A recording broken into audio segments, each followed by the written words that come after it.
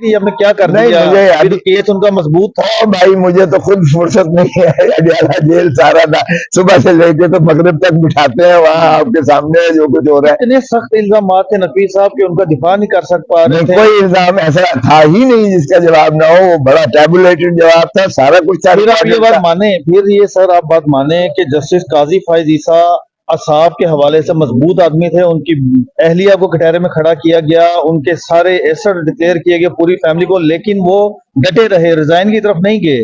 نہ نقوی صاحب اپنے الزامات کا دفاع کر سکے اور نہ اعجاز صاحب پریشر لے سکے. میں اس پہ کوئی کامنٹ نہیں کروں گا، اس لیے کہ 6-4 سے انہیں نکال دیا گیا تھا، اور پھر ریویو میں نظر ثانی میں 4-6 ہو گیا، استعفیٰ نہیں دیا نا انہوں نے. 4-6 ہو گیا. تو وہ جو جج صاحبان سے پوچھیں جنہوں نے جو ہے پہلے ان کے خلاف فیصلہ کیا، پھر ان 2 جج صاحبان نے ان کے حق میں دیا، ذرا ان سے پوچھیے گا، مجھ سے نہ پوچھیں.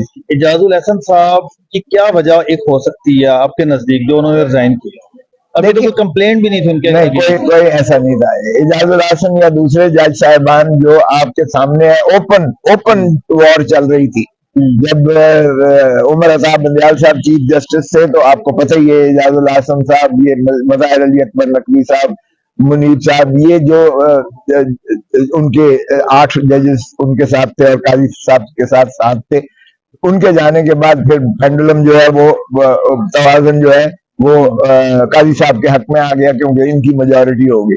تو پھر اس کے بعد جو ہے انہوں نے انتقامی جو کچھ چل رہا ہے، میں اس لیے نہیں بات کروں گا کہ میں نہیں چاہتا کہ میرا عدلیہ کا ادارہ جو ہے وہ تباہ حالی کا پہلے ہی شکار ہے، اور میرے کس وجہ سے اس کو اور زیادہ چلیں نقصان آخری پہنچے. بات، کیا آپ یہ سمجھتے ہیں کہ جس طرح سے سیاست دانوں کا احتساب ہوتا ہے، جس طرح سے بیوروکریٹس کا ہوتا ہے، اگر کسی جج پر الزام ہے، جیسے کل چیف جسٹس نے کہا کہ استعفیٰ دینا ان کی ذاتی وجہ ہو سکتی ہے، لیکن جو الزامات ہیں ان کو ان کا دفاع کرنا پڑے گا، ان کو بتانا پڑے گا کہ یہ الزامات درست ہیں یا غلط ہے.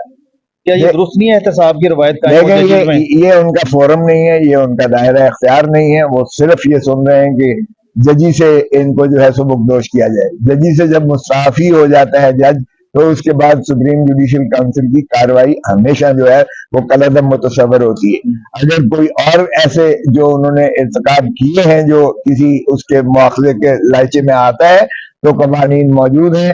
وہ مدعی یا مستغیث جنہوں نے نالش کر رکھی ہے، جنہوں نے درخواستیں دی ہیں، وہ جائیں اور اپنی جو ہے قانون کے مطابق کریں، لیکن سپریم کورٹ خدا رہا اس طرح اپنے ادارے کو جو ہے منہدم نہ کرے.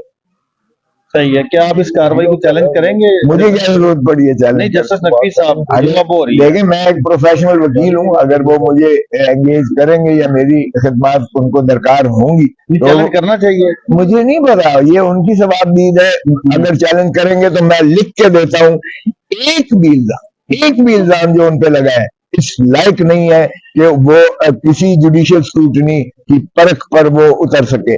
وہ بالکل عبث ہے، الزام جھوٹے ہیں، غلط ہے، تمام چیزوں کا اس کے پاس جو ہے وہ ہم نے ڈاکیومنٹری ثبوت دیا ہے. ثبوت وہ کونسل میں دے دیتے تو کیا جب کاؤنسل سننے کو ہی تیار نہیں تھی اور وہ خود کہہ چکے، عدم اعتماد بتا چکے اور کر چکے، تو پھر اس کے بعد انہوں نے سمجھا کہ کوئی فائدہ نہیں ہے، بین بجانے کا کوئی فائدہ نہیں ہے، بھینس کے آگے بین بجانے کا. تو پھر آگے اور بھی نکل رہے ہیں سسٹم میں سے لوگ. مجھے نہیں پتا ہے، لیکن جو کچھ ملک میں ہو رہا ہے، کوئی دھرتی ماں میرے خیال میں اس وقت رو رہی ہوگی، خون رس رہا ہے دھرتی ماں سے. ظلم کر رہے ہیں ہم اپنی ماں سے، اپنی پاکستان سے. بس کر دیں، میرے خیال میں اس نظام کو چلنے دیں، ملک کو چلنے دیں. اس طرح ملک نہیں چلا کرتے. Thank you.